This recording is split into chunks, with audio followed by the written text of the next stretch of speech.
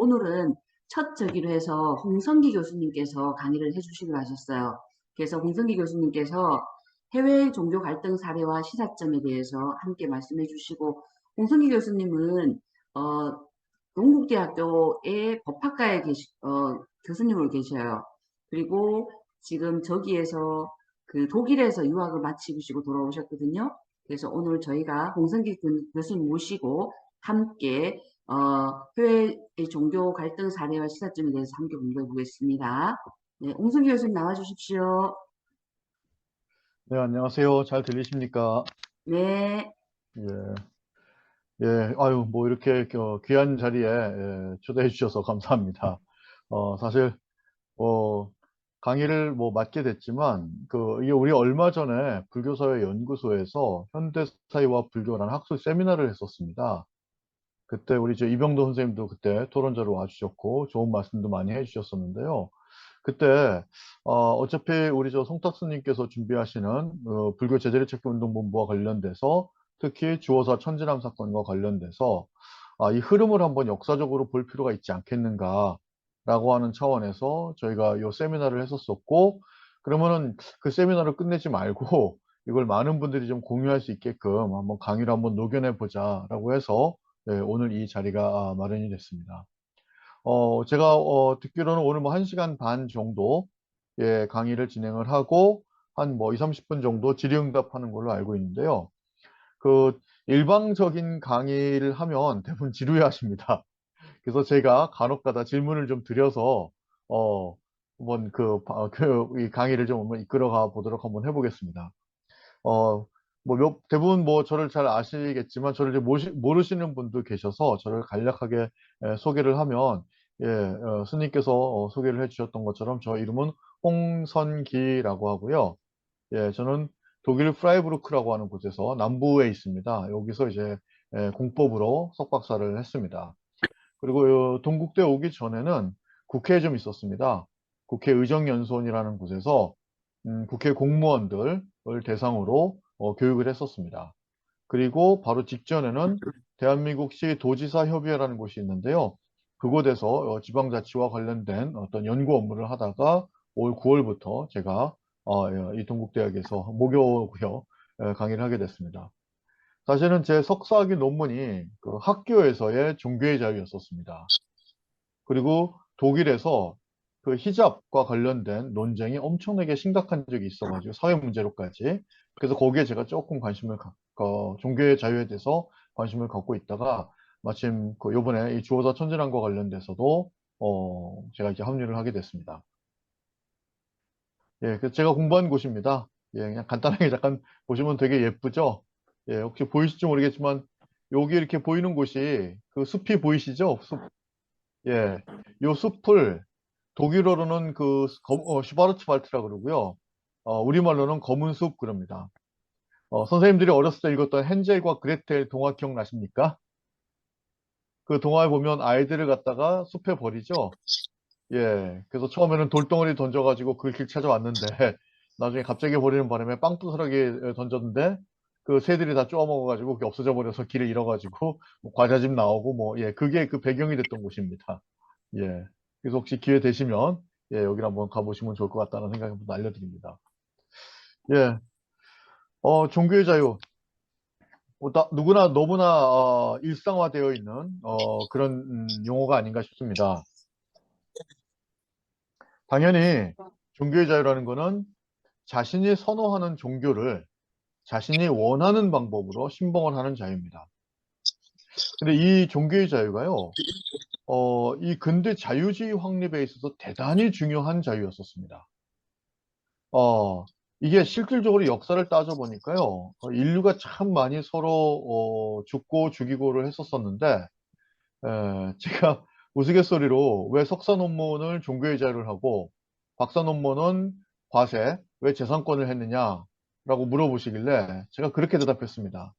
우리 인류가 이 종교가 다르다는 이유로 죽고 죽이고, 그 다음에 과세, 재산권, 그 소유권 때문에 죽고 죽이고, 이게 가장 많았던 게 이 두 가지였었습니다. 라고 해서, 그래서 제가 석사는 종교의 자유로, 그 다음에 박사는 이 재산권, 소유권을 이제 했던 겁니다. 자, 우리는 이 종교의 자유, 당연히 적극적인 자유가 있습니다. 신앙을 내가 가질 자유가 있고요. 그다음에 종교적인 행사라든가, 종교적인 집회 및 결사라든가, 또는 선교 활동이라든가, 이런 것들을 할 수 있는 적극적인 자유가 있습니다. 반면에 아예 나는 종교를 갖고 싶지 않다. 나에게 어떤 특정 종교를 강요하지 말라라고 하는 무신앙의 자유도 있습니다. 요걸 조금 더 구체화하면 이른바 소극적 자유라 그래서 종교적인 행사라든가 종교적인 집회라든가 결사라든가 선교 활동 등을 강제받지 않을 자유를 말합니다. 근데 혹시 그거 한번 여쭤보겠습니다. 제가 얼마 전에 우리 딸내미들을 데리고 일본 나고야를 갔다 왔거든요. 근데 나고야에 그 무슨 되게 유명한 성이 있더라고요. 예, 이누야마인가? 그게 뭐 견산성 이렇게 그 한자로는 써 있더라고요. 견산성. 근데 그 밑에 뭐가 있었냐면 그 신사가 있었습니다. 그 개를 숭배하는 그 신사더라고요. 그 저는 아니 뭐 일본 사람도 뭐 신사 있다는 얘기는 들었는데 설마 지금도 저렇게 신사를 종교처럼 떠받들까? 라고 했는데 정말로 많았습니다. 깜짝 놀랐습니다. 그래서 야, 이 사람 좀 특이하다. 그래서 제가 이게 찾아보니까 일본에서 기독교 인구가 뭐 2%인가 3%인가? 하여튼 뭐 되게 말도 안 되게 적습니다. 근데 교회는 있습니다. 그럼 교회는 왜 있느냐? 결혼식장으로 쓰는 교회입니다. 종교가 아니라.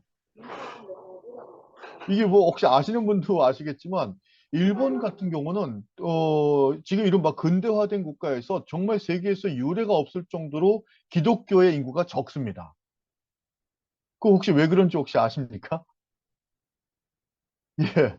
그게 막부 때 쉽게 말하면 이 소극적 자유, 이 기독교를 갖다가 당시 탄압을 했었었는데 막부 정권에서 그래서 십자가 밟기를 해서 십자가를 밟으면 살려주고 십자가를 안 밟으면 다 죽였답니다. 그러니까 이 사람들은 살기 위해서라도 십자가를 밟았다라는 거죠. 예, 그리고 설사 자신이 기독교라 할지라도 기독교라는 것을 절대로 입 밖에 내서는 안 됩니다. 다 죽었으니까. 그들의 갖고 있는 이 두려움이 지금까지도 어떻게 보면 이 종교 지형에 영향을 끼쳤다고 합니다. 제가 말씀드린 거는 소극적 자유를 말하는 겁니다. 그때 당시에 정치 권력은 기독교는 어떻게 보면 서구의 어떤 침입으로 간주가 됐었었고 그렇기 때문에 그걸 막기 위해서라도 대단히 강제적으로 교인인지 아닌지를 확인하기 위해서 십자가를 밟기를 강요를 했고 밟은 사람은 교인이 아니니까 살려주고 안 그런 사람 다 죽이고 이게 조금 더 확장되면요. 우리가 그런 얘기 한번 들어보셨습니까? 아, 일본 사람들은 겉은 참 친절한데 속을 모르겠다. 아마 한 번쯤은 들어보셨을 겁니다. 근데 저도 유학 시절에 일본 친구들 참 친절하고 좋은데 정말 속이 다른 걸 여러 번 겪었거든요. 그 왜 그런가 보니까 이게 그들의 문화였던 겁니다. 속을 드러내고 자신의 종교색을 드러내고 자신의 정치색을 드러내는 순간 그들 사무라이 문화에 의해서 언제든지 내가 이 칼로 죽을 수도 있다라는 그 두려움, 그들의 생존 어떤 그런 방법 중에 하나였다라는 거죠. 예, 이런 것들이 전부 다 종교의 자유의 침해에 대한 어떤 단적인 예가 될 수 있을 거라고 저는 생각을 합니다. 지금 우리가 이 종교의 자유, 그렇다면 이 종교의 자유를 침해하는 주체는 누굴까? 당연히 국가 권력입니다. 공권력입니다. 요걸 이제 차근차근 더 다시 한번 말씀을 드리겠습니다. 제가 명제를 한번 가져와 봤습니다. 종교는 폭력적이다. 참 혹은 거짓. 어디에 투표를 하시겠습니까? 예, 우리 순위문야 뭐 당연히 거짓이죠. 예. 혹시 이 참이라는 명제에 동의하시는 분 계시지 않을까요? 이병도 선생님, 동의하십니까? 종교는 폭력적이다. 동의하십니까?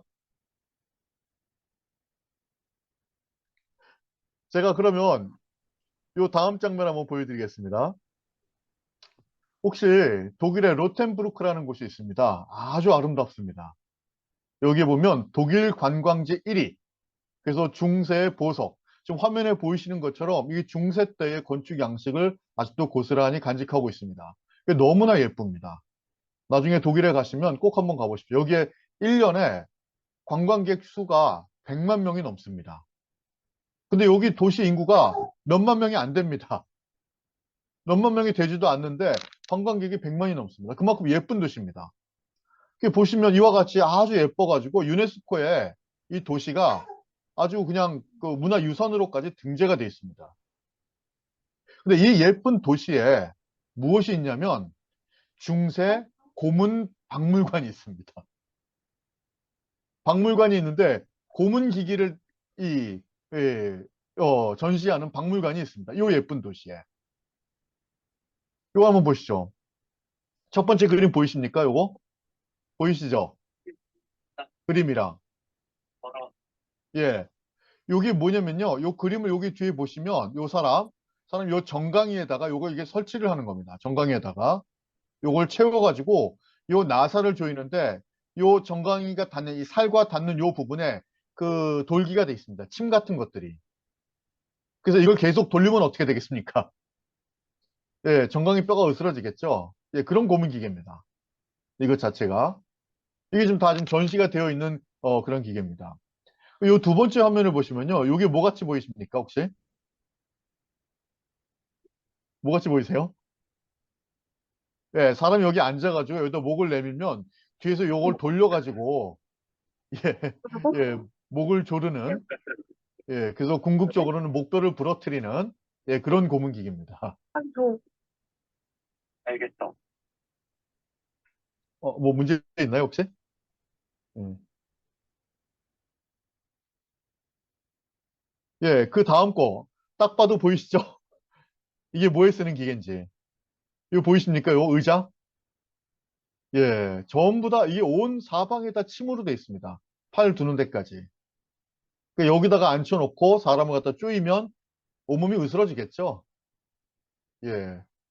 요거는 뭐냐면요. 이 그림인데, 요 사람을 갖다가 매답니다. 팔을 갖다 매달아가지고 위에서 이 도르래 같은 걸 이렇게 돌려가지고 사람을 늘리는 건데, 요 밑에다가 쇳덩어리를 답니다. 쇳덩어리를 달아서 이제 돌리면 뭐 팔다리가 다 잘려 나가겠죠. 찢겨 나가겠죠. 예. 이 고문기계를 누가 사용했냐면요. 신부님들이 쓰신 겁니다, 이게. 마녀를 찾아내기 위해서 또는 이단자를 이 마귀가 들렸다고 그거 네가 사탄인지 아닌지 마녀인지 아닌지를 확인하기 위해서 쓰셨던 고문 기구들입니다. 제가 아까 잠깐 앞에 말씀드렸던 것처럼 이게 종교는 폭력적이다. 우리 스님께서는 거짓이다라고 얘기를 했는데 과연 이런 거를 보면 어떻게 보면은 그 신의 사랑을 전파한다라는 그런 기독교 정신에 정말 이게 맞는지 모르겠지만 이런 고문 기구들이 당시 중세에서 상당히 많이 사용이 됐었다라는 겁니다. 요거는 철가면입니다. 이걸 한번 생각해 보십시오. 저도 이거 보고 되게 충격 먹었는데 첫 번째는 이른바 이단자들을 망신을 주기 위해서 이 철가면을 했다라는 설도 있는데요. 고문을 하기 위해서는 이 사람들이 사람으로 보여서는 안 된답니다.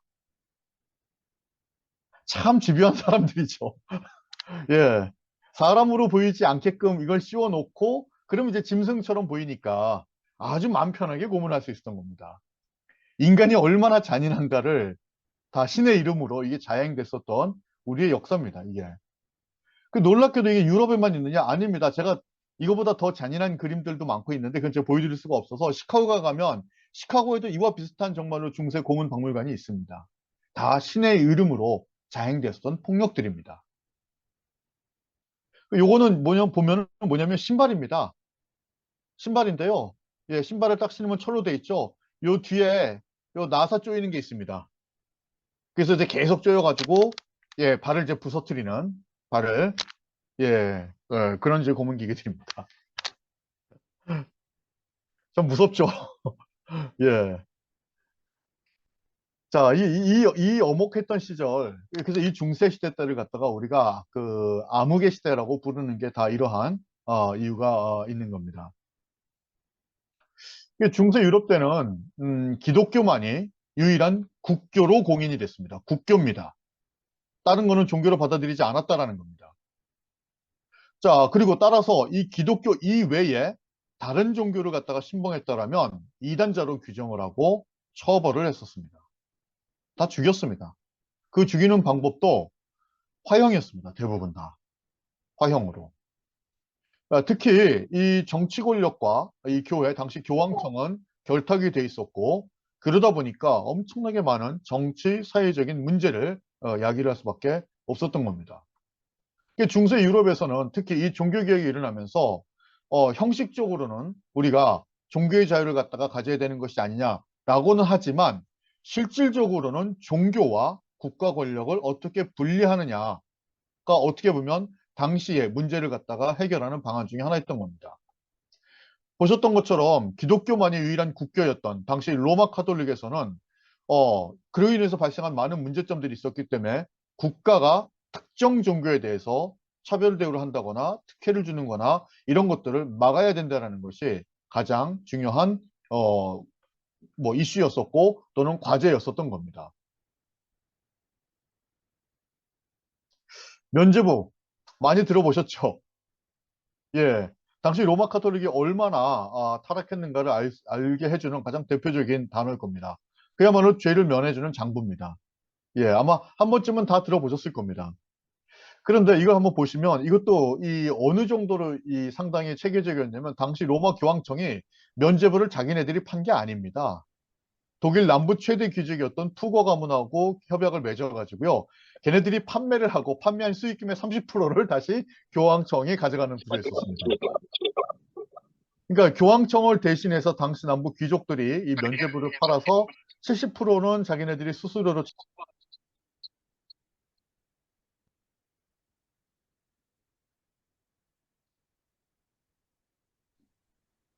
들리세요?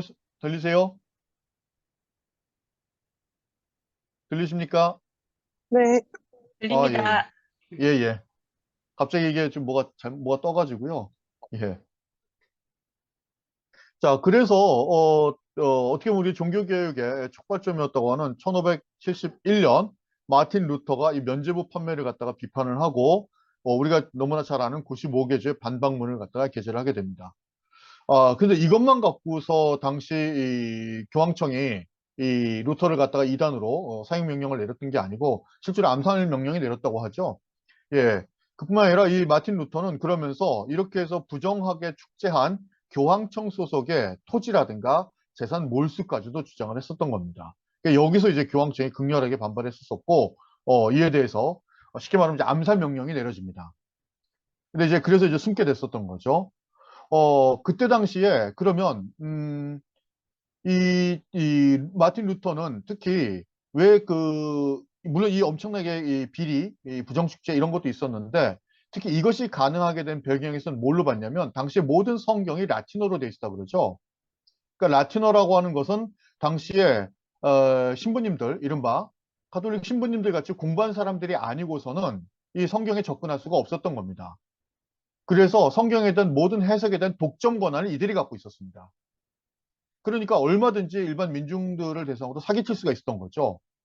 그러니까 그냥 뭐 다 읽을 수가 없으니까요. 라틴어로 된 걸 읽을 수가 없으니까 그러니까 면죄부라는 것도 우리 성경에 있다. 그러면 뭐 있는가 보다 하고서 일반 사람들은 살 수밖에 없었던 거죠.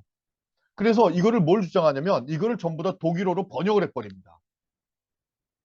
그러니까 일반 민중들도 신부님의 그 성경 해석에 의존할 필요가 없었던 거죠. 왜? 내가 직접 독일어를 읽을 수가 있으니까요. 그리고 뭘 주장했냐면 신과 직접적으로 소통하는 것은 성경을 통해서만 가능하지 신부님을 통해서가 아니다라고 얘기를 해버립니다. 그게 그 유명한 만인 사제론입니다. 만인 사제론. 그러니까 신부를 통하지 않고서도 성경을 통해서 얼마든지 신과 소통할 수 있다라고 하니까 당연히 그 중간에서 어떤 독점적 권한을 누려왔던 신부님들 입장에서는 자신들의 기득권이 전부 다 없어지는 거였었던 거죠. 그래서 이제 이 독일어 성경을 갖다가 막 불살르고 못 읽게 하고 그 난리가 있었고 이 만인 사제론을 주창하면서 저항했었던 사람들, 영어로 우리가 프로테스트라 그러죠. 저항하다. 그 사람들을 프로테스탄트라고 불렀던 거고 그들이 이른바 개신교가 되는 겁니다. 그러니까 개신교의 역사는 만인 사제론입니다. 신부를 통하지 않고 성경으로 얼마든지 신과 소통할 수 있다는 걸 주장했던 겁니다. 이게 저는 뭐랑 연동이 됐냐면 우리 이 세종대왕이 한글을 창제하면서 당시 4대부들이 한자로 인한 그 문자 독점권을 갖고 있었던 거를 민중들에게 그 문자 권력을 줌으로 인해서 그 기득권이 흔들렸던 것 상당히 유사한 그런 반발과 아니었을까 생각이 됐었습니다. 그런데 이 불과 100년 전에 1410년에 보헤미안의 신학자인 얀 후스도 역시 마찬가지로 이 면죄부 판매를 비판했었습니다. 근데 그때는 어땠었느냐? 이 사람 종교회의에서 이단으로 화형에 처해집니다. 이분 신부님입니다. 신부님인데 면죄부 판매 주장했다가 이단이라 그래가지고 이분을 화형을 시켰습니다. 이게 보십시오. 그러면 100년 뒤에 가가지고 그러니까 이 면죄부가 무려 있어 100년 이상이나 판매가 됐었던 거고 그런데 그러면 마틴 루터 때는 왜 그래 이게 이 종교개혁으로 일어났겠느냐? 쌓이고 쌓이다가 이것이 하나의 촉발점이 돼서 드디어 종교개혁까지 이루어졌다는 걸 우리가 확인할 수 있었던 겁니다. 그래서 이제 정치 세력의 장이 됐었던 교회라든가 그다음에 교황과 성직자의 도덕적 해이 이런 것과 더불어서 면죄부까지 나오면서 폭발적으로 그것이 어떻게 보면 중세에 흔드는 종교 전쟁의 포화 속으로 이제 빠져들게 됐던 겁니다. 그래서 이 당시 로마 교황 처음으로부터 벗어나고 싶었던 중세의 봉건 영주들은 아 그렇지 않아도 맨날 교황에게 뭘 많이 갖다 바쳐야 되는데 자꾸 교황이 욕을 하니까 근데 이 기회에 한번 교황으로부터 벗어나 보자라고 하면서 루터를 지지하는 사람이 있었고 또 거꾸로 로마 교황과 지근거리에 있으면서 나름대로 기득권을 유지했던 합스부르크 왕과 같은 또 다른 세력이 있었었고 거기서 카톨릭을 지지하는 세력과 이른바 개신교를 지지하는 세력이 서로 나뉘어가면서 발생했었던 것이 중세 유럽의 종교전쟁이었었습니다. 이 전쟁이 얼마 동안 진행이 됐냐면 30년 동안 진행이 됩니다. 30년 동안.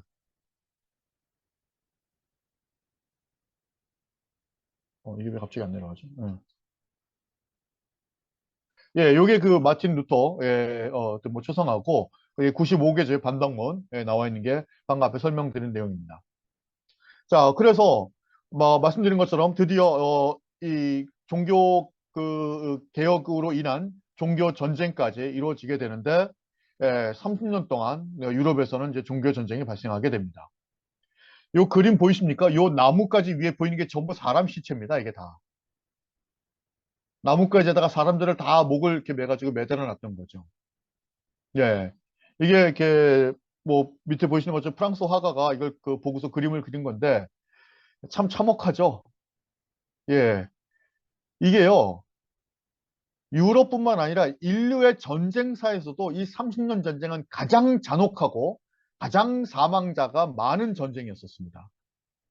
그때 당시 사망자 수가 800만 명입니다. 이 중세 때 800만 명이면요. 이거 우리 이병돈 선생님이 저한테 알려주신 건데 이걸 지금 현재 수로 계산을 해보니까 이게 1400만 명에서 1500만 명이랍니다, 지금. 당시 독일, 이 종교전쟁이 발발했었던 이 독일을 보니까요. 독일 인구의 3분의 1에서 3분의 2가 사망을 했었습니다. 한번 상상을 해보십시오. 대한민국에서 종교전쟁이 일어났다고 했는데 대한민국 인구의 3분의 1이 죽었다, 3분의 2가 죽었다. 이해가 되십니까? 안 되시죠? 근데 그게 가능하다고 하면 여러분들 믿으시겠습니까? 에이, 설마 그러죠. 에이, 그게 말이 돼? 하죠. 근데 보십시오. 이게 실제로 우리 인류가 겪었던 역사입니다. 불과 30년 동안에 인류가 이게 독일 인구의 3분의 1, 이게 실제로 유럽 인구도 거의 한 3분의 1에서 3분의 2가 죽었다는 얘기가 있습니다. 800만이면 그러겠죠. 그 이때 당시에 라인강은 항상 핏빛이었고 사람들의 피로. 그다음에 이때 당시는 그 쥐들이 그렇게 살이 많이 쪘었답니다. 사람의 시체를 파먹느라고. 먹을 것이 넘쳐났다라는 거죠. 그래서 명제 다시 돌아오면 종교는 폭력적이다라는 게 결코 우리가 간과할 수 없는 대단히 무서운 내용이다라는 거죠. 그래서 너무나 많이 죽고 다치고 그러니까 안 되겠다. 이래서는 안 되겠다. 이러던 정말 다 죽겠다라고 해가지고 1555년 독일 아우크스부르크라고 하는 곳에서 평화협정을 갖다가 자꾸 체결하게 됩니다. 그리고 1648년 베스트팔리아에서 평화협정이 체결됩니다. 결국엔 만약에 그렇게 많은 사람들이 죽고 다치고 하다가 이렇게 계속 싸우다간 다 죽겠다. 단지 내가 기독교를 믿느니 아니면 카톨릭을 믿느니 그거 그 차이 갖고 서로 싸우다가 다 죽겠다라고 해가지고 협정을 맺으면서 서로가 타협을 하게 됩니다. 그러면 니네 동네 영주들이 자기네들 지역에서 자기네들이 어떤 종교를 선택할 수 있게끔 했던 겁니다. 예를 들어서 독일도 지금 바이에른 같은 경우는 카톨릭을 선택을 했고요. 저기 중부 쪽, 독일 쪽에서는 그쪽은 이제 개신교, 프로테스탄트를 선택을 합니다. 그러니까 영주들이 각각 서로가 싸우지 않고 자기네들 동네에서의 자기네들 종교를 갖다가 스스로 인정하게끔 이게 바로 최초의 종교의 자유를 인정했었던 사례였었습니다. 이것 자체가. 그런데 이게 진정한 의미에서 종교의 자유일까요? 아니죠. 이 종교의 자유는 개인이 선택한 게 아닙니다. 결국에는 그 지역을 다스리는 영주가 선택했었던 겁니다. 그러니까 이때까지만 해도 이걸 갖다가 개인의 정식적인 종교의 자유로 보기는 어렵다라는 거죠. 그럼에도 불구하고 다른 종교를 받아들이기 시작한 그런 사건이라는 측면에서 우리는 이걸 갖다가 나름대로 의의가 있다고 보는 겁니다. 그런데 한번 생각해 보시죠. 정말로 종교 때문에 싸운 겁니까? 정말로 기독교다, 아니면 뭐 카톨릭이다, 개신교다, 카톨릭 이것 때문에 싸운 겁니까? 아니죠. 그 뒤에 뭐가 있었습니까? 정치가 있었습니다. 정치가. 그러니까 정치가 종교가 결합됐었을 때 나왔던 이 싸움의 그 참상을 보고서 이러다 다 죽겠다 싶어가지고 어쩔 수 없이 맺었던 이 아우크스부르크 평화협정과 베스트팔렌 이 평화협정을 통해 가지고 어쩔 수 없이 타협의 일환으로 서로가 나름대로 종교에 대한 관용을 베풀기 시작했다라는 겁니다. 그러면 우리가 완전한 의미에서 종교의 자유는 언제 보장이 됐는가? 이거는 17세기로 조금 더 넘어오게 됩니다. 미국이라는 나라가 어떻게 건설된지 아시죠? 그렇죠? 예, 미국은 당시 영국에 의해서 당시 미국에 있었던 청교도들이 박해를 받고 있었습니다. 그래서 종교의 자유를 찾아서 자꾸 영국에서 청교도들이 박해를 받다 보니까 이래서는 안 되겠다. 그냥 그렇다면 우리가 박해를 받지 않는 우리만의 종교를 믿을 수 있는 땅을 찾아가자라고 해서 했던 게 미국의 식민지 이주의 역사입니다. 그래서 종교의 자유가 법적으로 처음 인정됐던 게 미국 식민지법, 로드 아일랜드법, 1647년 여기 있었었는데요. 영국의 왕이 미국 식민지에 그래 그럼 니네들 거기서 니네들 뭐 원하는 거 그냥 믿고 살아도 돼라고 인정을 해줬다 그럽니다. 영국의 왕이. 이게 제 최초로 봅니다. 그리고 나서 18세기에 와서 종교의 자유가 헌법과 인권선언에서 본격적으로 채택이 됩니다. 그리고 오늘날 세계 각국의 헌법은 거의 예외가 없이 종교의 자유를 규정을 하고 있습니다. 그리고 이것은 국가뿐만 아니라 국제적인 차원에서도 종교의 자유는 가장 대표적인 기본권으로 인권으로 보장을 받고 있는 것이 지금 현 상황입니다. 우리도 마찬가지입니다. 우리도 제 헌법 20조에서 모든 국민은 종교의 자유를 가진다라고 되어 있습니다. 개인의 권리입니다. 개인이 종교를 가질 수가 있습니다. 하지만 국교는 인정되지 아니하며 종교와 정치는 분리된다라고 명시하고 있습니다. 우리 헌법 20조입니다. 그러니까 제가 우리 학생들에게 헌법을 강의할 때 항상 이런 얘기를 합니다. 헌법의 조문 하나하나를 그냥 문자로 보지 말라. 이 조문 하나가 나오기 위해서 유럽에서는 무려 800만 명이나 되는 사람의 희생된 그 피해 대가로 나온 조문이다라는 얘기를 저는 합니다. 이게 헌법 정신이거든요. 예, 모든 국민은 종교의 자유를 가진다. 제1항, 2항, 국교는 인정되지 아니하며 종교와 정치는 분리된다. 이러지 않았을 때, 모든 국민이 종교의 자유를 갖지 못했을 때, 국교가 인정되고 당시 로마 가톨릭에 의해서 그다음에 정치가 분리가 되지 않았을 때 그 참상들을 우리는 인류 역사를 통해서 확인했었기 때문에 이것만큼은 절대로 포기할 수 없는 대단히 중요한 가치가 될 수밖에 없는 겁니다. 따라서 국가는 이 헌법 정신을 정말로 항상 그 머릿속에 담고 이걸 갖다 구현하기 위해서 노력을 해야 됩니다. 그런데 만약에 정치가 종교에 개입한다라면 그로 인해서 벌어질 수 있는 참상이 어디까지 갈지는 저는 대단히 두렵습니다. 왜? 우리는 벌써 역사를 경험했기 때문에 그렇습니다. 역사는 반복된다는 얘기가 있지 않습니까?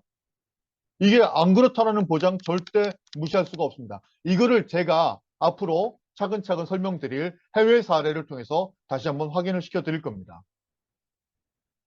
자, 그래서 우리 헌법 20조는 보셨던 것처럼 종교의 자유와 국교 부인과 정교 분리의 원칙을 분명히 명시적으로 인정을 하고 있습니다.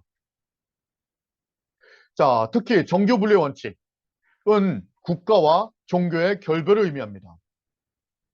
국가 정치에 대해서 이 종교의 중립과 또는 국가에 의한 종교의 동등한 처우 이런 것들이 전부 다 종교 분리의 원칙의 가장 대표적인 겁니다. 이걸 조금 더 구체화하면 종교 간에 평등을 갖다가 해줘야 되겠죠. 특정 종교에 대해서만 어떤 혜택을 준다거나 차별 대상에서는 안 될 겁니다. 그 다음에 종교 중립의 원칙 이런 것들은 당연히 국교 부인이라든가 종교 분리의 가장 전제가 되는 거겠죠. 자, 국교 부인과 종교 분리 원칙에 따라서 종교 단체에 대해서 국가의 간섭은 배제가 되어야만 됩니다. 함부로 개입해서는 안 됩니다. 물론 이 국교 부인이라든가 종교 분리 원칙은 국가에 따라서 발현 형태가 조금 다릅니다. 그래서 상대적인 원리로 인정이 됩니다. 무슨 얘기냐? 예를 들어서 독일 같은 경우도 분명히 종교의 자유가 명시가 되어 있습니다. 그리고 국교 분리가 분명히 인정되고 있습니다. 그럼에도 불구하고 독일에 혹시 이 기민당이라는 정당 들어보셨습니까? 3인당, 기민당 들어보셨죠? 그 기민당이 뭐냐면 기독민주당의 약자입니다. 앞에 크리스티안이 들어갑니다. 분명히 걔네는 종교 분리 원칙과 국교 부인임에도 불구하고 정당 이르면 기독교가 들어갑니다.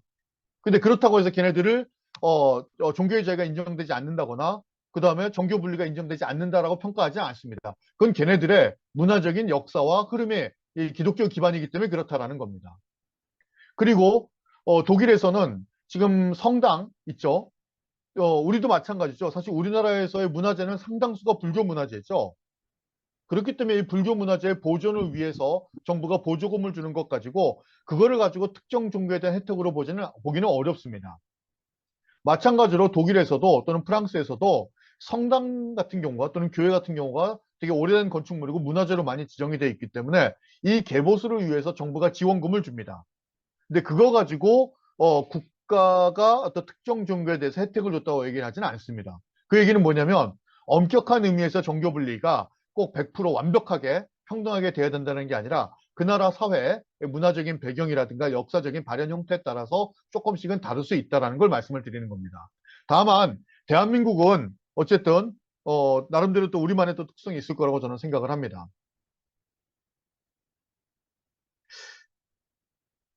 자, 그래서 방금 말씀드렸던 것처럼 종교 자유가 규정이 돼 있고 국가가 종교에 대해 중립성을 반드시 지켜야 된다는 얘기, 그다음에 국가가 국교를 갖다가 인정할 수 없다라는 거, 그다음에 정치와 종교는 분리가 돼야 된다라는 것, 이런 것들이 전부 다 되어 있습니다.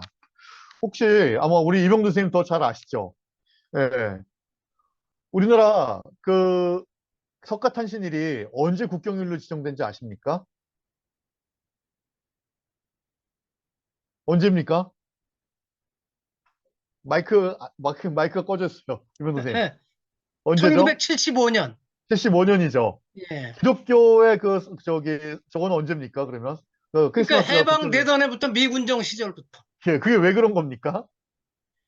근데 미군정 시절에 미국 국경일을 그대로 썼으니까 추수감사절까지. 예, 예, 근데 그다음에 미군정 지나고서도 그런 건 이승만 정권의 종교 예, 차별이고 편향이죠. 맞습니다. 당시에 이승만 대통령이 예, 기독교인이었었죠. 제가 깜짝 놀랐는 게 그때 당시에 그 국회에서 행한 그거 아십니까? 이승만 대통령은 우리나라 제1대 국회의장이기도 합니다. 예, 제1대 국회의장인데 그 국회의장 이 발언 목록에 보면 하나님을 위해서 기도하겠다는 얘기가 있습니다.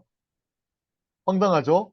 이 사람이 YMCA인가를 통해서 유학을 갔었기 때문에 철저한 기독교 신자였었고 그러다 보니까 그 기독교적인 이 편향성이 고스란히 당시에 해방 이후에도 드러났었고 이병도 선생님 말씀하신 것처럼 그런 것들이 미군정이었고 그래서 이 종교와 당시 정치 권력이 결탁을 해서 예, 이 국경일이 제일 먼저 크리스마스 국경일로 될 수 있었던 겁니다.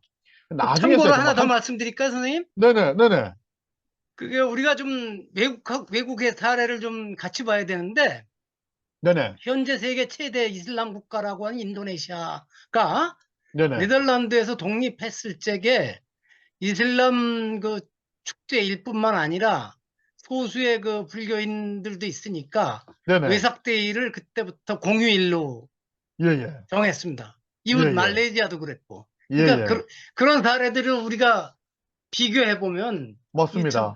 이 아주 심각한 탄압이고 차별이죠. 맞습니다. 예, 맞습니다. 그리고 예전에는 우리가 뭐 저도 이거 제가 확인을 못 해봤는데요. 그 주지스님 임명도 뭐 얘네들 문화부인가요? 문화부인가? 거기서 그 과장, 정무과장인가 뭔가 그 사람이 임명했었다고 뭐 그러더라고요.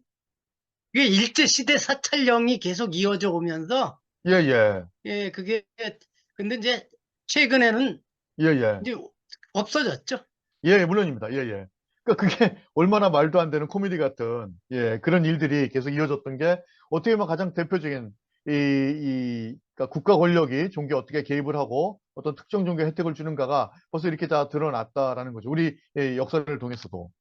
예, 이게 하나씩 바로 잡혀가야 되는데 지금 안타깝게 그러지 못하는 모습이 있으니까 예, 저는 이제 걱정을 하는 겁니다.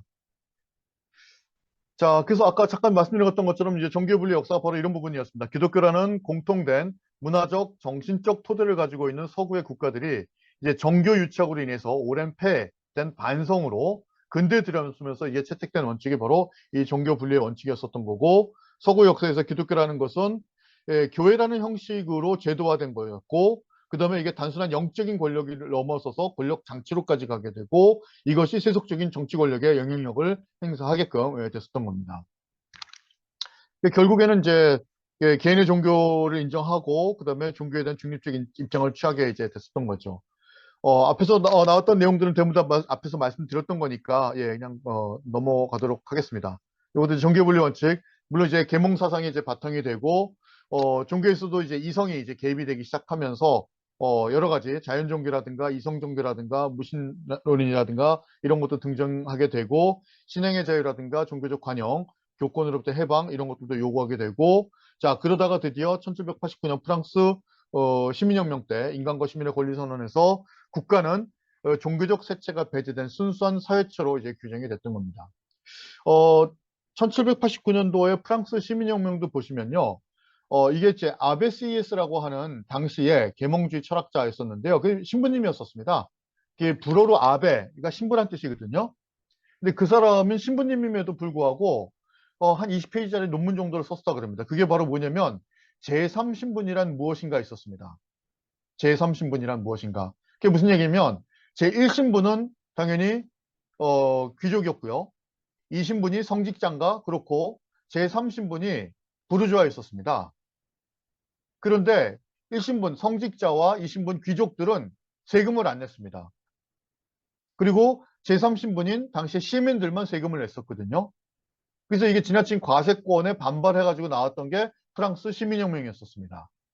그리고 그때 당시는 이 귀족이라고 하지만 실질적으로는 그 재상을 카톨릭의 추기경이 겸직을 했었습니다. 그러니까 대표적으로 정치와 종교가 연합이 돼가지고 어떻게 보면 일반 시민들을 쥐어짰었기 때문에 그것이 어떻게 보면 시민혁명도 결국 궁극적으로 보면 이 종교와 정치의 결탁 현상을 확인할 수가 있었다라는 겁니다.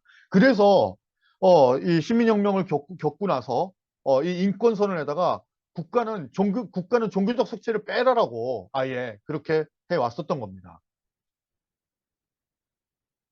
그러다가 1776년 버지니아 권리장전 제16조에서 노골적으로 종교의 자유를 선언하게 되고 그리고 1791년 미 연방수정헌법 제1조에 미 연방의회는 국교를 수립하거나 종교의 자유로운 행사를 금지하는 법을 제정할 수 없다라고 명시를 하게 됩니다.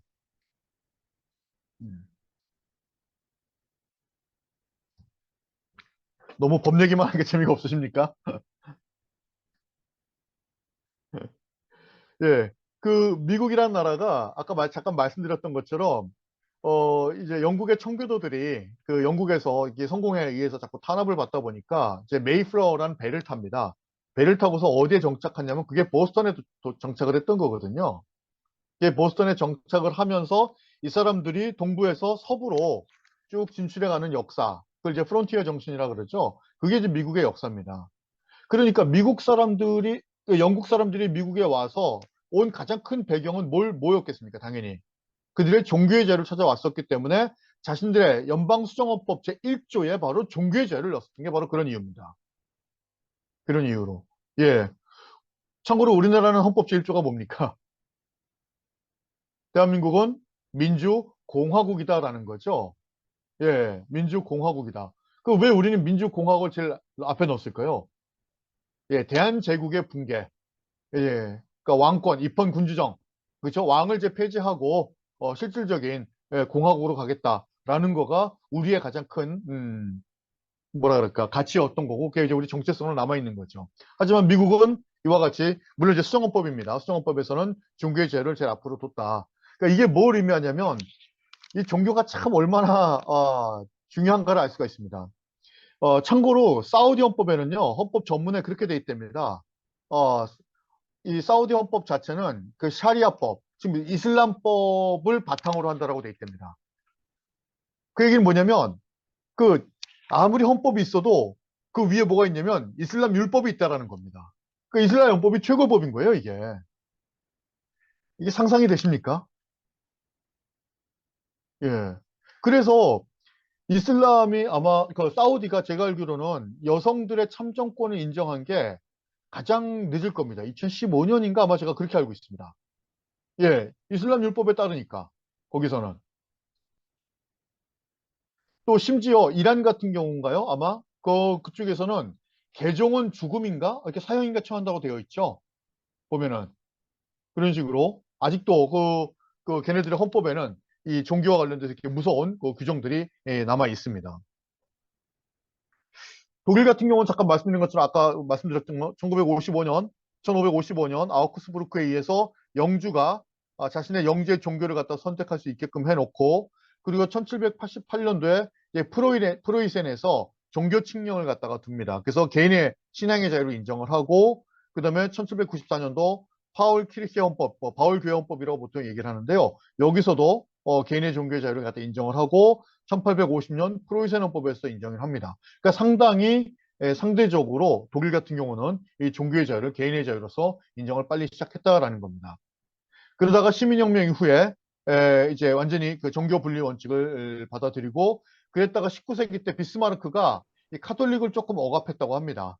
예, 그런 거 있었지만 결국에 나중에는 다시 이 종교의 자유를 인정하는 쪽으로 갔고 프랑스도 1905년도에 이 정교 분리법을 제정을 해서 역시 마찬가지로 종교와 정치가 결합하지 못하도록 그렇게 좀 하고 있다고 합니다. 이게 뭐냐면 역사를 보시면 이와 같이 정치와 종교가 계속해서 갈등을 일으키기도 하고 통합되기도 하고 다시 분리가 되기도 하고 이것이 계속 반복되어 왔다라는 걸 확인할 수가 있는 겁니다.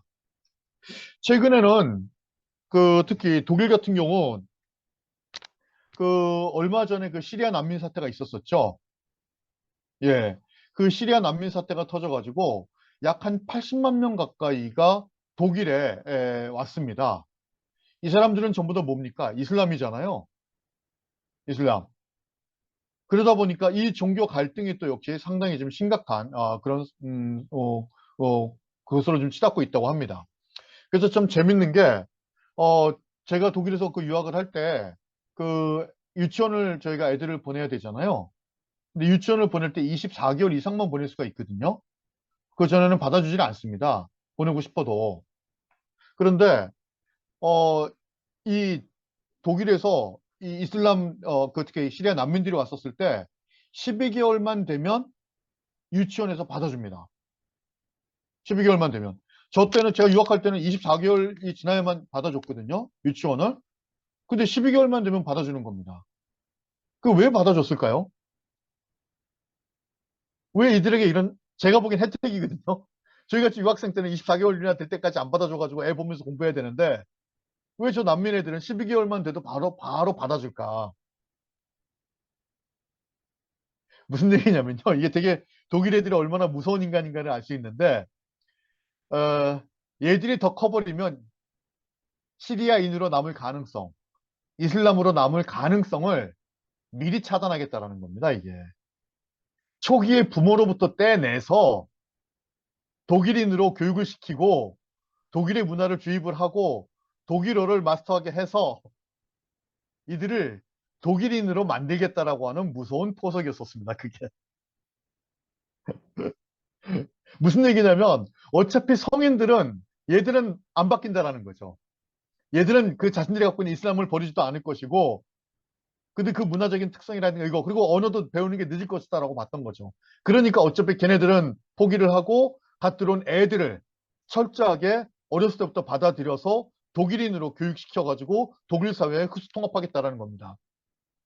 여기서 저희가 되게 무서웠던 게 뭐냐면 이 독일이라는 나라도 보면은 이 육아 또는 유치원 선생님들, 보육 이런 것들은 여자 선생님들이 많습니다.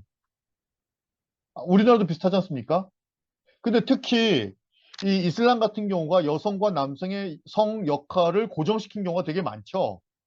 그렇죠? 그래서 이거를 타파하기 위해서 독일 정부에서 남성 유치원 선생들을 대거 고용합니다.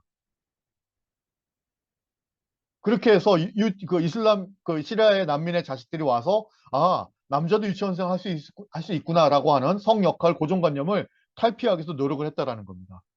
되게 무섭죠. 그리고서 실제로 4년, 5년 지나니까 얘네들은 완벽한 독일어를 구사하고 거꾸로 얘네들이 지 부모를 갖다가 끌고 다니면서 독일인으로 교화시키는 그런 안내잡이 역할을 하게끔 만들어 놓습니다. 되게 무서운 나라입니다. 독일이란 나라는. 예. 근데 그 안에는 이 종교가 있습니다. 그 실제로 독일에서는 수업 시간에 종교 수업을 합니다. 그게 학교 수업입니다. 그래서 그 아이들이 그 종교 수업 자기가 선택하게 돼 있거든요. 그래서 카톨릭을 선택하면 그 수업 시간에 카톨릭 반으로 가서 카톨릭 교리를 배우고요. 개신교를 선택하면 개신교 교리를 배웁니다. 그런데 이 두 개가 제일 많고 이 종교가 없는 애들은 그냥 윤리 수업을 받거든요. 윤리 수업을. 그런데 이슬람이 많이 늘기 시작하니까 드디어 이슬람 수업도 생겨났습니다. 자, 그런데 그렇게 보면 이거 독일 입장에서는 이거 큰일 난 거 아니냐? 안 그렇습니다. 그런데 12살이 되면 아이들은 자기 스스로 종교를 선택하게 합니다. 부모의 종교로부터 벗어날 수 있게끔 그걸 법적으로 시스템을 다 만들어 놓습니다.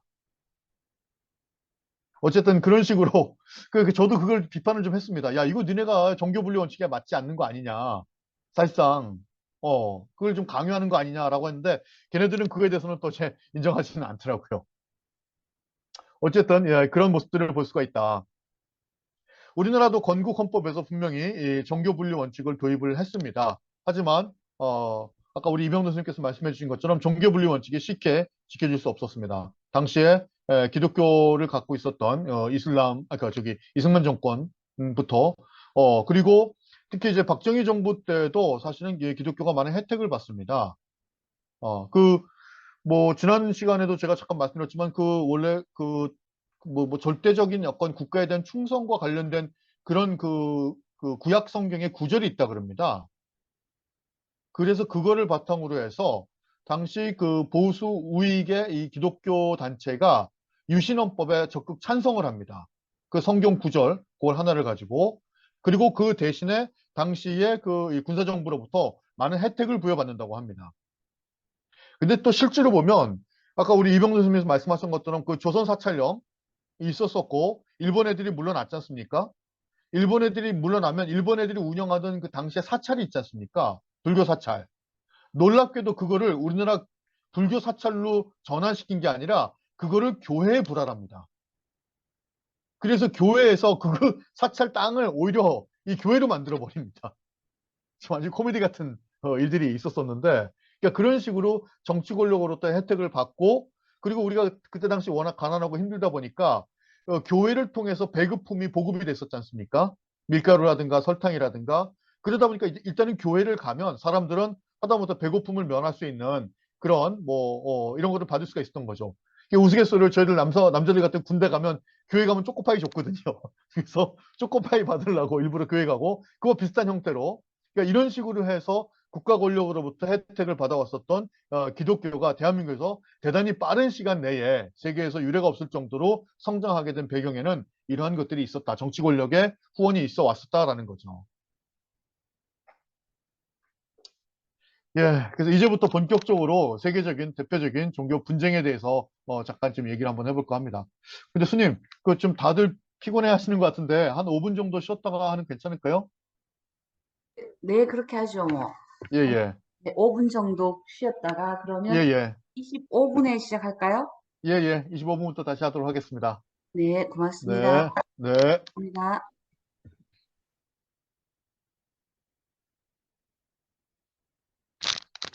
쉬었다가 25분에 다시 시작하겠습니다.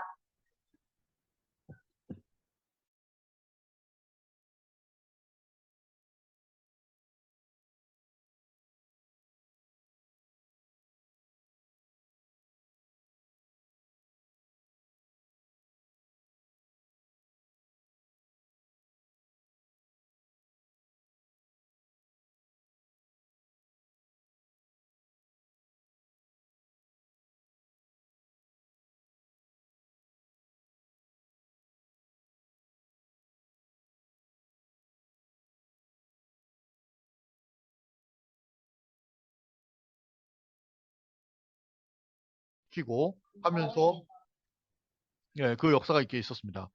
그 중에 하나가 이제 아일랜드입니다. 아일랜드. 요 아일랜드가 있는데요. 영국으로부터 이제 독립을 하려고 했었습니다. 아일랜드도. 근데 요 아일랜드는 카톨릭입니다. 아일랜드는.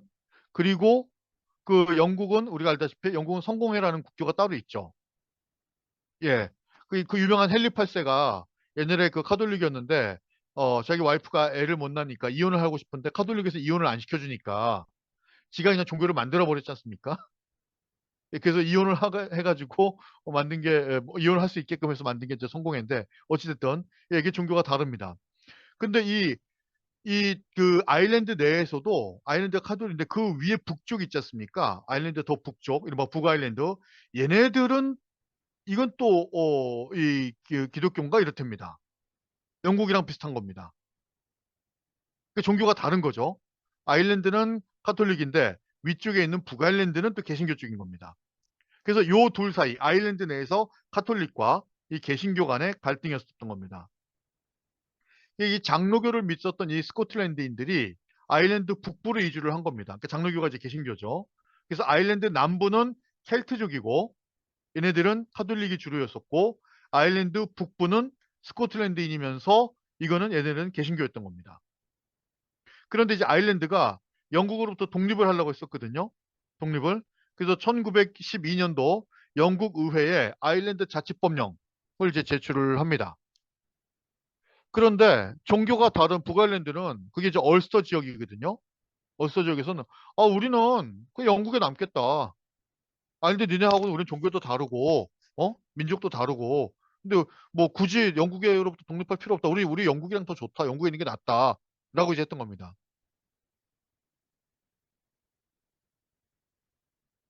이게 다음으로 안 넘어가네요.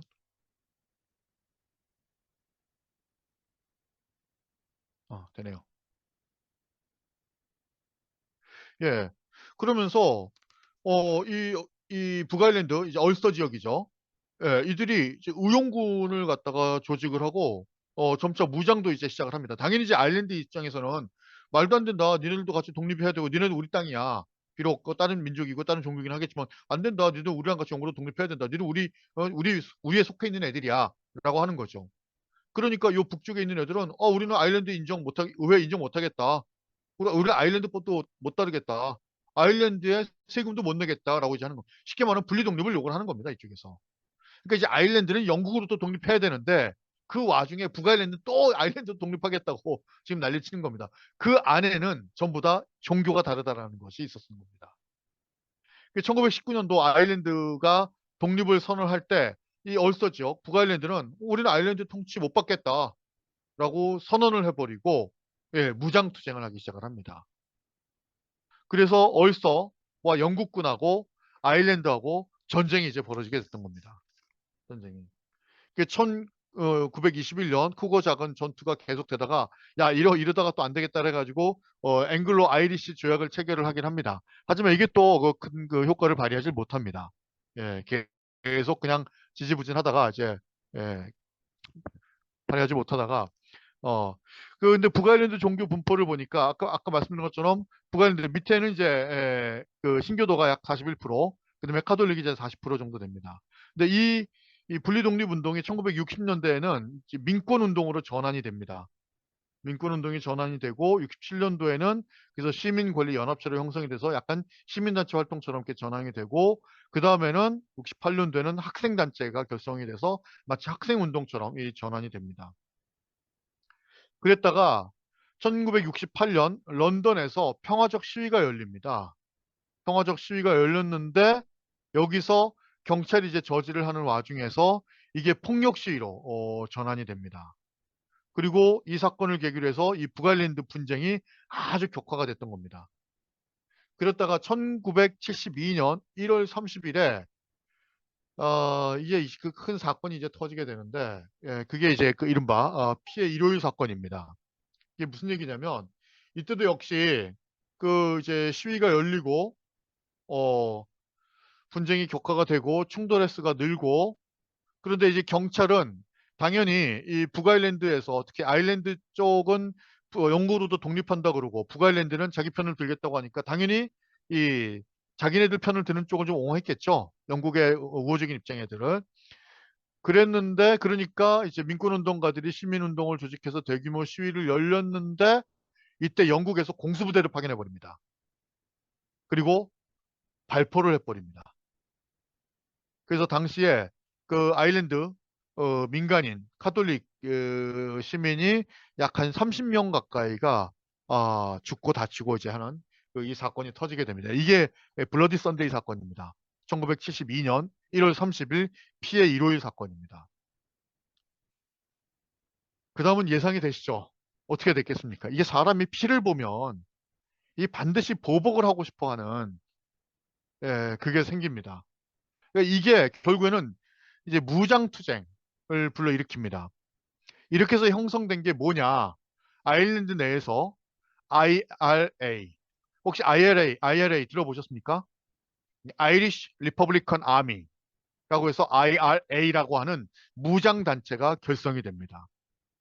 아일랜드가 아까 영국으로부터 독립하겠다, 우리 카톨릭은 영국으로부터 독립하겠다라고 하면서 어? 우리가 평화적 시위를 했는데 니네가 공수부대 저 얼서 지역 편들으면서 공수부대 파견해가지고 우리 카톨릭을 30명이나 니들이 총으로 쏴서 죽였어. 우리 이거 도저히 못 참아. 이에 대한 피해 보복을 하겠다라고 하면서 IRA라는 게 형성이 됩니다. 자, 얘네들은 정말로 폭탄 테러를 일으킵니다.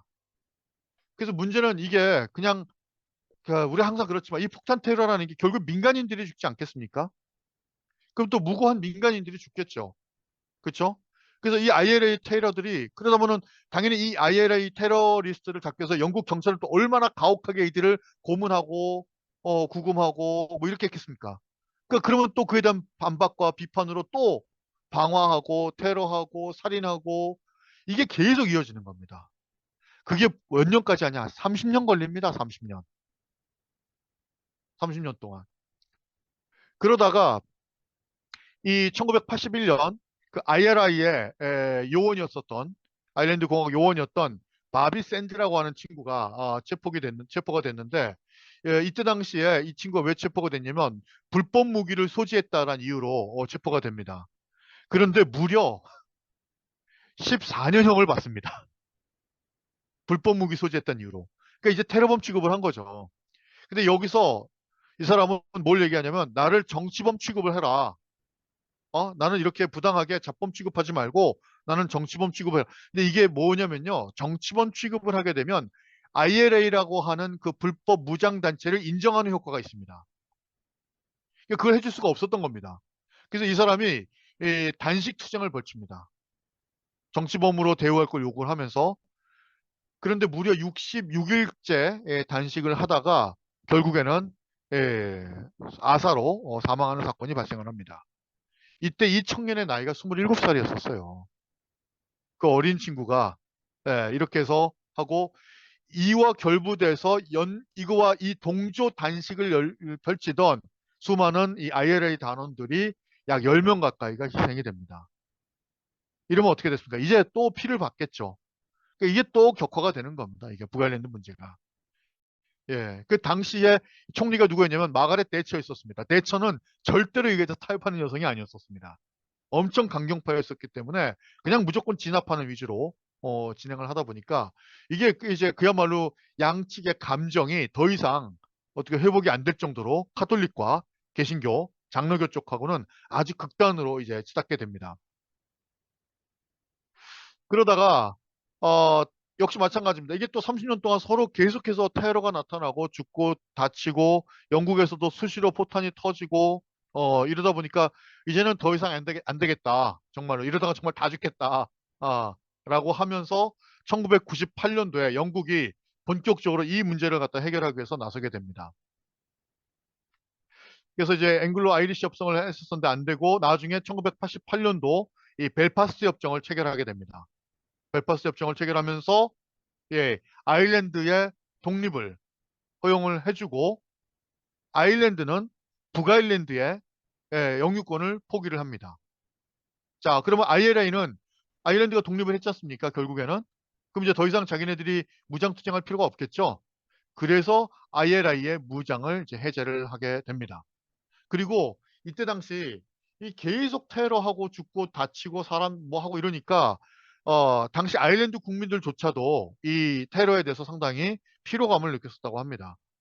그래서 이제 도저히 안 되겠다 싶어가지고 결국에는 양쪽이 서로 협상을 해가지고 결국에는 전부 다 분리 독립이 되는 그런 식으로 났었던 게 이 북아일 사건이었었습니다. 이게 기록을 보니까요, 30년 동안 북아일랜드 사태로 약 한 3,532명이 살해가 됐습니다. 테러로. 다 민간인, 무고한 민간인들입니다. 이 사람들이. 그러니까 1960년부터 2000년도까지.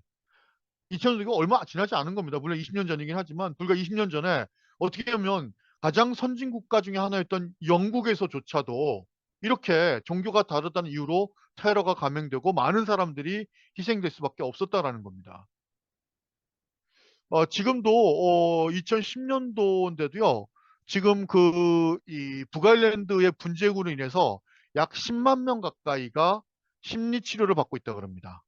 이 테러 공포, 그다음에 이 트라우마 이런 걸로 인해서 그러니까 이 모든 게 종식이 된 이후에도 10년간 현재 10만 명 가까이가 이에 대한 정신적 고통을 갖다가 지금 호소하고 있다고 합니다.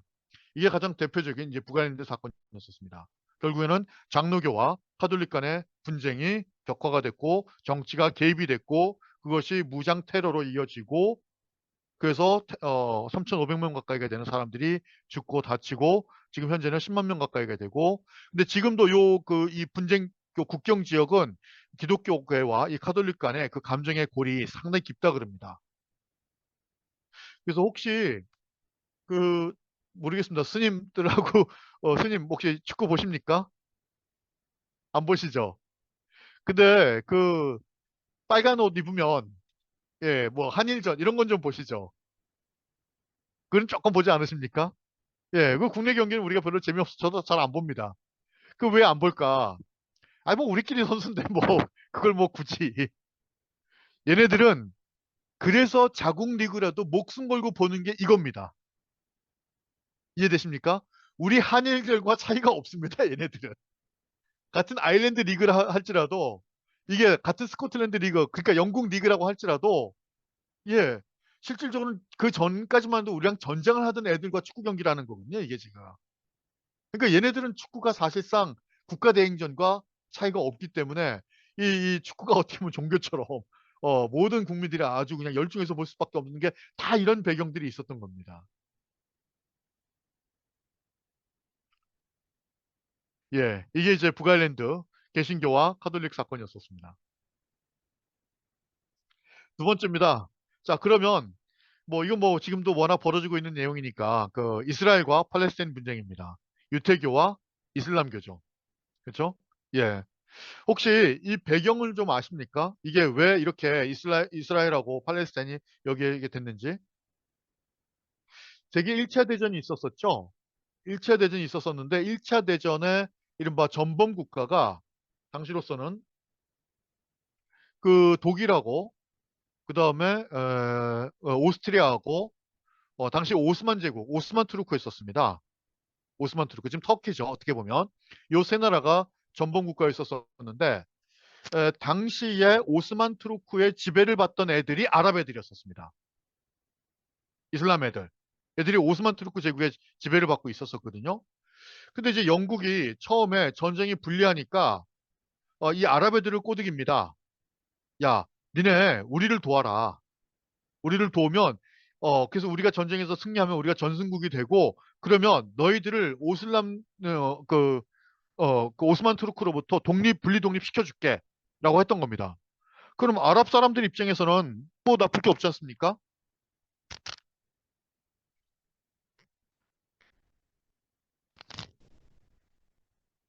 그럼 당연히 아랍인들은 그러면 뭐 당연히 영국을 도와서 1차 대전 때 승전국들을 도울 수밖에 없겠죠. 자기네들 분리독립하기 위해서. 자, 그러면서 영국이 뭘 약속을 하냐면 니네들의 원래 있었던 땅, 팔레스타인 땅을 너희들에게 줄게 이렇게 했던 겁니다. 예. 자, 그런데 이 영국 놈들이 참 나쁜 놈들입니다. 똑같은 약속을 유태인들에게도 합니다. 당시 유태인들은 우리가 알다시피 돈이 많지 않습니까? 이게 전쟁이라고 하는 건 상당히 많은 돈이 투여될 수밖에 없습니다. 그리고 유태인들은 계속 떠돌아다녔잖아요. 전 유럽을. 그래서 역시 유태인들에도 똑같이 얘기를 합니다. 야, 니네가 전쟁 비용을 좀 대라. 그러면 너희들의 땅에다가 우리가 살게 해줄게. 이스라엘 건국을 도와줄게. 라고 하면서 아랍에게 주기로 한 그 팔레스타인 그 지역을 똑같이 이스라엘에게도 준다고 약속을 한 겁니다. 그래서 어쨌든 전쟁에 승리를 했어요. 그럼 어떻게 됩니까, 이게? 이스라엘은 야, 영국이 우리한테 약속했어 라고 하면서 이스라엘도 들어가고 당연히 아랍 사람들도 이거는 우리가 영국으로부터 약속받은 땅이야 라고 들어가게 되는 거죠. 그래서 둘이서 싸울 수밖에 없게끔 만들어 놓은 겁니다. 그럼 이 문제를 갖다가 영국이 해결해야 되는데 영국이 거기서 발을 빼버립니다. 발을 싹 빼고 유엔으로 사건을 넘겨버립니다. 그게 유엔이 이제 골치가 아픈 거예요. 어, 전쟁에 승리를 했고 이 한 땅을 갖다가 둘에게 다 준다고 했고 그래서 이제 협정을 맺은 겁니다. 협정을 맺었는데 어떻게 맺었느냐? 그러면 모르겠고 5대5로 나눠 가죠. 이렇게 됐던 겁니다. 자, 그런데 겉으로 보기에는 그래 5대5로 가지면 되겠지 했는데 그게 말이 안 되는 게 당시 팔레스타인 지방의 아랍 사람들이 실질적으로는 그 지역의 약 90%를 벌써 차지하고 있었고 이스라엘은 10%밖에 없었습니다. 유태인들은. 근데 그걸 5대5로 나누라는 거는 아랍 사람들에게는 90%에서 40%를 빼서 50%만 가지라는 거고 유대인들에게는 10%에다가 40%를 확장시켜 준 거가 되는 겁니다. 그러니까 당연히 아랍 사람들은 뭐 반발할 수밖에 없었겠죠. 예. 이게 어떻게 보면 지금의 이스라엘과 팔레스타인 분쟁의 시발점입니다. 여기서부터 시작이 되는 겁니다.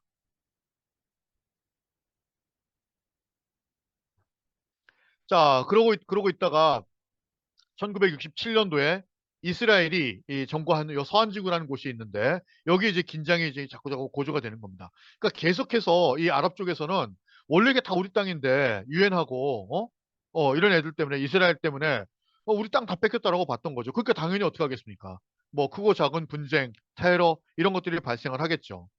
그러니까 이스라엘은 너 테러 용의자를 잡겠다라고 하면서 북부에다가 병력을 투입하게 됐던 겁니다. 우리가 알다시피 병력을 투입했었을 때 지금도 이게 사실 거의 비슷한 현상인데요. 그러니까 하마스가 정규 군대가 아니잖아요. 그 일반인 복장을 하고 있습니다. 게다가 보시면 아시겠지만 그 이슬람 옷 자체가 이게 펑퍼짐하잖아요. 덥다 보니까 몸에 달라붙는 옷이 아닙니다. 그래서 그 안에 무기를 숨기고 있다가 이 갑자기 무기를 꺼내가지고 그냥 총을 쏘거든요.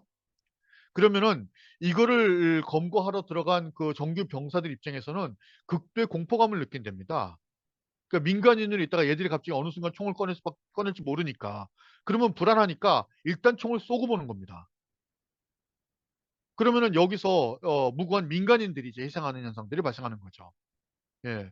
그래서 이것도 조금 여담이긴 합니다만 9.11 테러가 있었을 때 파리에서 어떤 법을 만들었었냐면 공공장소에서의 부르카 착용 금지법을 낸 적이 있었습니다. 이슬람 여성들이 몸을 감추기 위해서 그 이제 히잡뿐만 아니라 온몸을 다 감추는 그 옷, 그거를 입으면 그 안에 무기를 숨길 수가 있기 때문에 이게 테러 용의자인지 아닌지 알 수가 없어서 그 착용을 못하게 했었던 겁니다. 그랬더니 이거는 우리 종교적인 침해다라고 해서 사건이 그게 이제 유럽 인권재판소까지 올라온 사건도 있었거든요. 이게 다 그 맥락이 다 같이 맞닿아 있습니다. 예, 어찌됐든 그렇게 해서 결국에는 병력이 투입돼서 뭐 무고한 민간인들이 이제 희생되는 것들이 나타나게 됐던 거죠.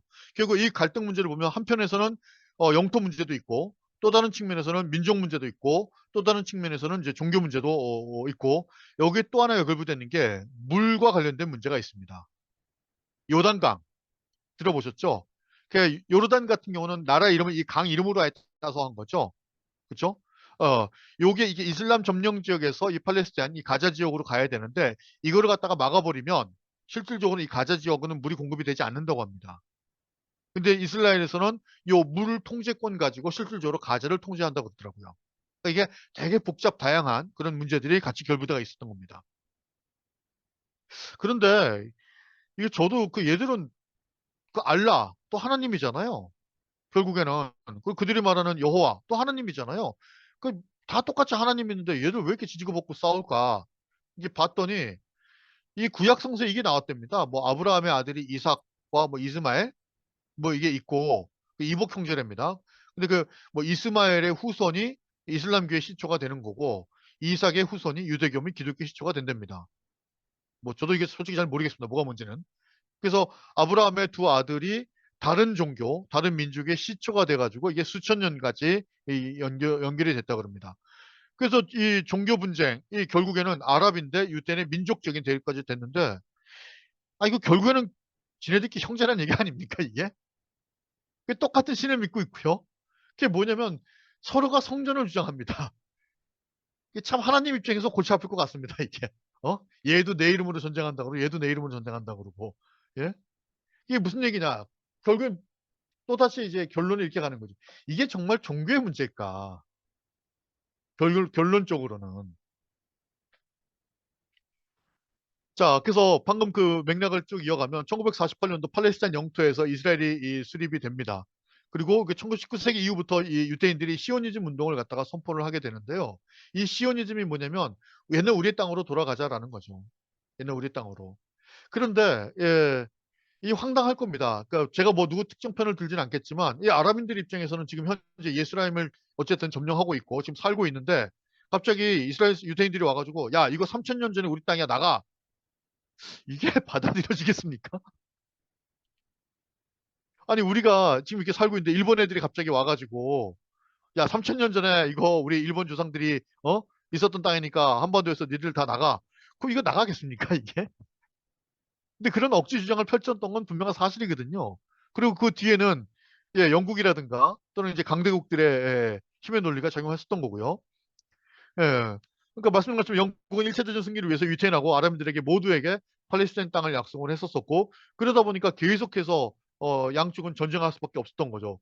47년도부터 73년 동안 4차례 중동 전쟁이 발발했고 영국이 에라 모르겠다 이 문제 유엔으로 넘기자 그래가지고 유엔에서 팔레스타인 특별위원회가 설치가 되고 아랍인 구역과 유태인 구역으로 나눴는데 5대5로 나누니까 당연히 아랍인들은 거부할 수밖에 없었고요. 멀쩡하게 살던 땅을 갖다가 뺏길 수밖에 없으니까. 예. 그리고 유태인들은 어쨌든 텔아비브에다가 이스라엘을 수립을 합니다. 그리고 나서 동예루살렘, 예루살렘이죠. 이른바 평화의 도시라고 하는 이름이 붙은 이 예루살렘이 기독교, 유태교, 이슬람교 상대 성지로 되고 여기서부터 수시로 결집이 됩니다. 그러니까 여기서 맨날 싸우니까 유엔에서는 이거 안 돼. 이거 국제관할로 둘게. 더 이상 싸우지 마라. 라고 했던 거죠. 그러다가 1967년 3차 중동전쟁 터지고 이스라엘이 예루살렘 터지고 나서 이 예루살렘을 차지하고 나서 팔레스타인하고 분쟁이 계속해서 지속되고 있고 그게 지금까지 오고 가고 있는 거죠. 예. 그리고 그게 이제 하마스 전쟁까지 왔던 겁니다. 얼마나 죽었는지는 지금 뭐 계산도 안 되고 있죠. 그리고 이게 왜 사망자 숫자가 지금 안 나오냐고 보니까 유엔에서 여기 파견 나가는 것도 되게 어렵고요. 그 다음에 우리처럼 전산 시스템이나 이게 잘 돼 있지도 않고 그래서 지금 사망자 수도 제대로 돼 있고 대부분 다 추정치만 나온다고 합니다. 지금도 계속 추정치만 나오고 있는데 무슨 참담합니다. 뭐 하루에 뭐 1000명씩 가까이 죽는다는 지금 보도는 계속 들리고 있고 근데 이 전쟁이 무서운 게 항상 그렇지만 아이들과 여성들이 대부분 이제 희생되기 때문에 그게 좀 제일 안타까운 현상입니다. 현재 그러고 있습니다. 어찌됐든. 자, 그러면 지금 보신 거는 유대교하고 기독교 또는 이슬람의 분쟁이라면 그러면 이슬람 내부는 안 싸우겠네. 그렇죠? 종교가 같으니까. 지금까지는 종교가 다르니까 싸운다. 그래, 우리가 거기까지는 받아주겠어. 그러면 같은 종교끼리는 안 싸우겠지. 웬걸요? 역시 만만치 않게 싸웁니다, 이게. 그게 시리아 내전입니다. 시리아 내전. 2011년도에 이 시리아 내전이 터집니다. 그게 아랍의 봄 사건이라고 혹시 들어본지 모르겠지만 이게 자스민 혁명이라고 그때 불렀었거든요. 이게 아랍 쪽도 보면 중동 쪽도 보면 이 독재자들이 되게 많이 있습니다. 근데 이게 어떠냐면 이 시리아에서 이 그 독재자가 계속 뭐 한 20년 30년 이렇게 집권하고 있었나 봅니다. 그래서 이 독재자를 비난하는 누군가 벽화를 그렸었나 봐요. 어떤 청년들이. 근데 이 벽화 그린 걸 보고서 경찰이 과잉 진압을 한 겁니다. 쉽게 말하면 이제 경찰서에 끌고 가가지고 두드러 패가지고 이 사람이 맞아 죽은 겁니다. 화가 났겠죠, 사람들이. 거기서 이제 이 내전으로 폭발이 될 겁니다. 사람들이 폭동을 일으키고, 반발을 일으키고, 그래가지고, 이렇게 쉽게 말하면 대통령을 지지하는, 현 정부를 지지하는 측과 현 정부의 타도를 외치는 반대쪽으로 서로 나뉘었던 겁니다. 야, 같은 이슬람이거든요. 같은 이슬람인데도 2021년도 기준으로 보니까 39만 명의 민간인이 사망, 40만 명이 죽었습니다. 제 집이 의정부거든요. 의정부가 40만 명이거든요. 40만 명이 통째로 다 죽었다고 생각해 보십시오. 이게 얼마나 기가 막힙니까, 이게 지금. 그걸 떠나서 1200만 명의 난민이 발생합니다. 1200만 명. 서울 시민 자체가 전부 다 난민이라고 생각을 해 보십시오, 이게 종교 분쟁이 얼마나 무서운가. 이제 종교 전쟁으로 가는데요. 말씀드린 것처럼 아랍의 봄 영향으로 2011년 3월에 시리아 정부에 반대하는 시위가 발생을 했었었고, 이게 아랍의 봄 사건이 2010년 튀니지에서 시작돼가지고 민주화 시위로 쫙 됐었었는데, 시리아에서 1971년도에 쿠데타를 통한 알 아사드 정권이 있었었는데, 얘들이 이제 그 아들에게 대통령도 세습을 하고 40년 넘게 독재를 해왔었던 겁니다.